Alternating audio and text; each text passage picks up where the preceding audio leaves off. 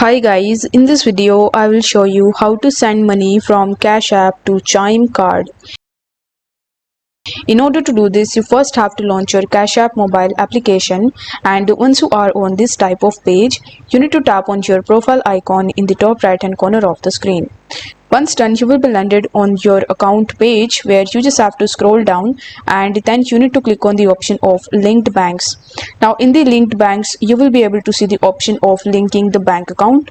So over here, before sending the money from Cash App to Chime card, what you need to do is to simply link your Chime bank account with Cash App. So you will have to click on link bank account. Then you will be landed on this page where it will show you the perks and benefits of adding a bank account to Cash App. So you can read the instructions that are given over here, or you just have to press continue in the bottom. Afterwards, you will be landed on this page which will show you that you can select your institution. So as we want to link our Chime bank account, among this list you just have to search for Chime. For that, you just have to use this search bar in the top and you simply need to search for Chime.